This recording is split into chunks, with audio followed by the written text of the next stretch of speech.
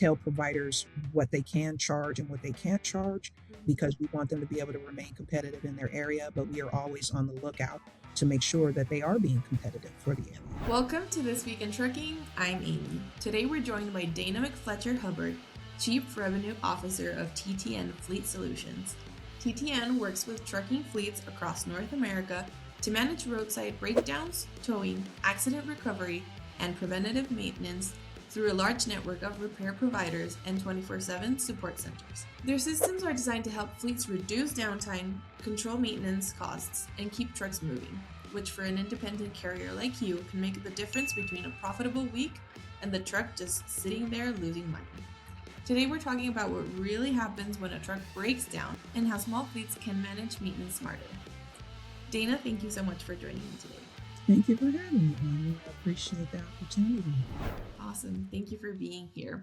Dana, for carriers hearing about TTN for the first time, what exactly does your company do for trucking fleets? First of all, your introduction nailed it. We are, a technology-driven solution to be able to assist with fleet maintenance, roadside repairs, towing, and also contact center solutions.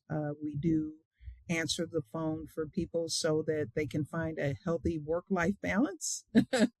Because a lot of the maintenance professionals, with this being a 24/7 situation, they're already doing the, Monday through Friday or Sunday through Saturday business hours, and then, trying to get some family time in there, and it helps to be able to forward the phone lines to a company such as ours. Dana, in your experience, what are the most common roadside breakdowns you see from owner operators? So I would say we deal in a lot of fleets, just so we're clear about our customer base.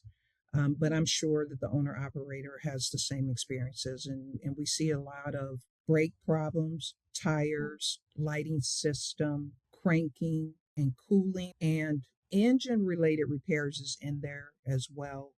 Things that may need in shop repairs, major work that contributes to towing. And then we also deal with suspension problems as far as airbags and so forth. But definitely brakes and tires, I would say, would be in the top. And when a truck breaks down on the road, what usually ends up costing most for carriers? So, just looking through data, I know that power plants or engines, as well as transmission service and rebuilds, are quite expensive. HeavyDutyJournal.com quoted that in 2025, the engine overhaul or engine repairs can be between $2,000 or $20,000, whereas the transmission service and rebuild, again, between $2,500 to $10,000. Also, I do want to share as far as costs are concerned. I was looking into some information where TMC website had surveyed 400 TMC fleet members, and in fall of 2025, and asked them, what were their top 5 concerns. In that, they stated number 1 is after treatment, which is, we were talking about engine related issues. After treatment is designed to get rid of the harmful emissions that come from engines. And so sensor problems, DEF issues. The second thing was cost containment, which is, the strategy around the resources that you have, the prices that you pay, and the unnecessary expenses and how to avoid those things. And then they said diagnostics, root cause analysis, which could be taken as like one and the same, but to me, we call root cause analysis like throwing parts at a problem, and so being able to identify the problem instead of treating the symptoms, right? And the fifth thing that they quoted were labor rates. And so what's interesting about that is that same survey in spring of 2025 had diagnostics first, technician shortage, tires third, technician staffing and training tied for fourth, and then cost containment and technician retention tied for fifth. So these are many of the things that fleet managers are facing now in dealing with maintenance. And so we're here to support those things. TTN Fleet Solutions, on average, the cost for mobile repairs for us in 2024 was just over $700, and the average towing cost was just under $1,200. So in 2025, I'm happy to say that the average mobile roadside repair was just under $700. So that actually went down, and our towing costs remain just under 1,200. So, working with the providers that we have within our network has helped our customers be able to manage their costs. How could small carriers start to reduce the risk of expensive roadside failures? I'm just going to stick to the simple stuff, which is preventive maintenance. That is key because you need to maintain your equipment in order to reduce the risk of breakdowns. I mean, I'm in the business of managing breakdowns. So, of course, I want to be able to assist with those things. But at the same time, if you do preventive maintenance, it also increases the life of the asset and yields to the return on investment. So that would be number one, preventive maintenance. The second thing is partner with somebody like us. TTN is connected to a vetted network of service providers with contracted rates, and having a solution such as ours versus the do-it-yourself model, which could result in overpriced repairs and towing, as well as workmanship issues, which will contribute to additional costs down the road. For sure. And speaking of preventative maintenance habits, what separates a profitable fleet from the struggling ones? Older equipment incurs higher breakdown costs, and sometimes you just don't have the money to run the new truck. And so I would say that all fleets need to monitor normal wear and tear, which is, the hoses, the lines, belts, and things like that, the fluid checks and stuff like that. And also, I was just at a conference for one of our customers just last week, and one of the OEMs was a exhibitor there as well as we were for a tire company, a major tire company. And one of the things that the rep brought to my attention is that the 30 seconds and monitoring the 30 seconds of the tires that are side by side can be helpful in reducing their tire costs, because in our business, we're trying to minimize the cost. So if a driver breaks down on the side of the road, he has a blown tire, depending on his circumstance, most fleets only want to replace the tire that is blown. So what they need to focus on is, as soon as they can, being able to rotate that tire with the new tread into a position so that you don't have a lower 30-second next to a high 30-second, which is going to increase the wear and tear on that new tire and result in possibly having to replace that sooner. On average, how much downtime does it and a usual breakdown cost? Maybe a blown tire, let's say. So I would say, it varies by repair, of course, and service type, but it's fair to say, on average between 3 to 5 hours. And I would say that tires and no starts contribute to the lower downtime things, right? So truck won't start. Normally, if we can get someone out there to be able to get it jump started without having to replace parts, if you have minor repairs, then we can get the drivers up sooner. What contributes to the downtime always is going to be the location, the technician availability, as well as parts availability, and whether or not the repair can be made roadside. Because, of course, in our business, the customer, if possible, wants to keep that driver on their route. And if, they contact us to send out roadside service, and if all the stars aligned and everything is in place, then we can get them up and rolling as quickly as possible. But that is one of the things that we balance out. I do want to point that out to your audience, is that, being able to locate parts whenever the provider doesn't have them on hand, those are some of the things that we assist with. And also, whenever the repair cannot be made roadside and the vehicle has to be towed to a shop, We do the work ahead of time to check shop availability so that the driver doesn't experience extended downtime by being towed to a shop that is not capable and can't get it in as quickly as possible. In your experience, are there certain repairs that you would say carriers consistently wait too long to address? Something that you see maybe keeps on happening or something they should pay extra attention to? Maintenance on the move can be tricky. So, we primarily deal in emergency road service, so I don't want to speculate about what others are doing with their preventive and scheduled maintenance. But what I'll say is that, there's carriers out there that are running routes back to back.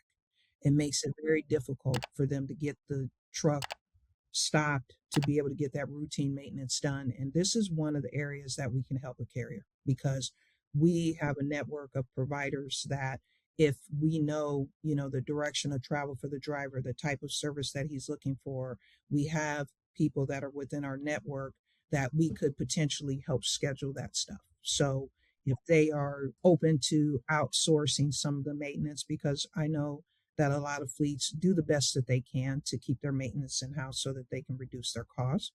But we can assist whenever the driver can't get back. One of the things that we do is we help people with DOTs on the move, you know?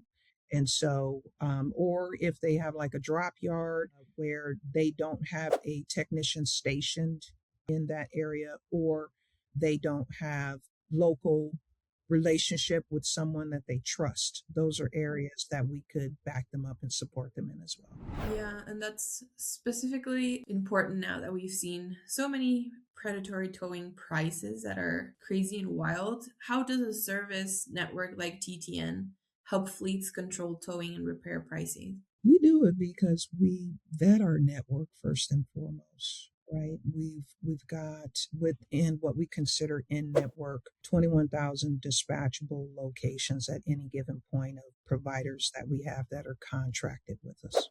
We do our best to make sure that we are checking the 3 C's, the other 3 C's, which I call coverage, capabilities, and cost, right? When we are looking in a territory, first and foremost, we don't try to tell providers what they can charge and what they can't charge because we want them to be able to remain competitive in their area, but we are always on the lookout to make sure that they are being competitive for the area. And also making sure that the providers have proof of insurance, just in case, in the rare instance of a less than satisfactory repair, you want to be assured that the company that you are doing business with is going to stand behind their work. And, one of the things that I'm proud to say about TTN Fleet Solutions is less than 2% of the volume that we handle actually results in a customer concern. And when there is one, we have a complete resolution process to be able to help them with those things. And so those are the things, like in the case of an owner operator, right? They're doing all the things. They are the business, they are the resolution team, they are the breakdown team, they are all of those things. And so partnering with us also extends some of the things that we have the capability to do when it comes to billing as well, right? You have one source of billing instead of trying to find, 2 or 3 different pay methods for several providers, right? Depending on the time of day. Some providers, like the larger fleets, they have accounts for tires and things like that, but the owner operator is usually out of pocket, right? So you're having to pay with either ComCheck, EFS check, or use a credit card. And sometimes that's not the safest method when you're on the side of the road dealing with people after hours, if it's not someone that you can trust because they're looking online and they're using those resources to be able to determine who to use.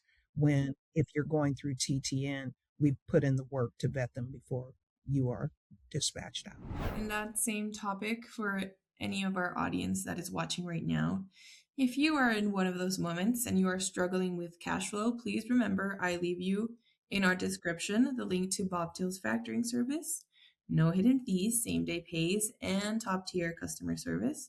The link is always available in our descriptions, and if you have any questions, feel free to leave them in the comments. Dana, you kind of already spoke about one of my last questions, which is at what point do I, a small carrier or owner operator, decide to outsource things like this to TTN Fleet? When is the turning point when I say I should go with you? So this is going to depend on a couple of different factors: the age of your equipment, your available internal resources, and also driver routes, right? So what we find is that people that are over the road tend to have more breakdowns that they need assistance with, because if you're like regional or a local carrier, you probably have established someone in that territory that you work with directly and that you have pricing with. We give the local relationship vibe across the country because we are contracted with people. We have vetted them. They do service and they know that we expect them to have fair pricing as well as good workmanship, and that it is the force of many that is impacted when those things are not met because of the customer base that we have. So in doing business with us, looking at owner operator versus a nationwide emergency road service solution partner, that you have the purchasing power of all of the fleets that we do business with behind you when I'm dispatching someone out there to assist you. One last question for you to put you kind of in the driver's seat, actually. If you had one truck running under your own authority today, what would be your strategy to protect profitability? First thing is make sure you have enough money. When I was looking through what is out there cost wise for the owner operator, they're dealing in fuel, truck payment, insurance for the truck, health insurance, repair costs, tires, tolls, truck parking, and food, right? So all of these things have to be taken care of from whatever revenue is being generated. And basically, what I could find on the data is that the average truck costs for a fleet is about 100,000 a year, and approximately 14,000 of that, 14 to 16,000, is for repairs, right? And so stay on top of your preventive maintenance. Make sure that you're doing your inspections so that you can get a return on investment on your equipment, because that is going to yield the result of helping you have that asset longer so that you can save money in that area.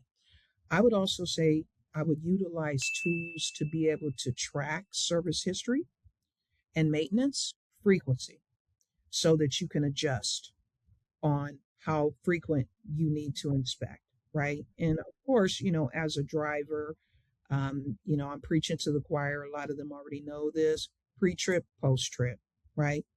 You're basically on the lookout for things that could potentially become a problem while you're on the road by making sure that you're inspecting your vehicle before you leave and when you come back. Another thing is align yourself with a partner like TTN, and make sure that whoever you do business with has a proven history of fair pricing, good workmanship, and such as those that are in the TTN network.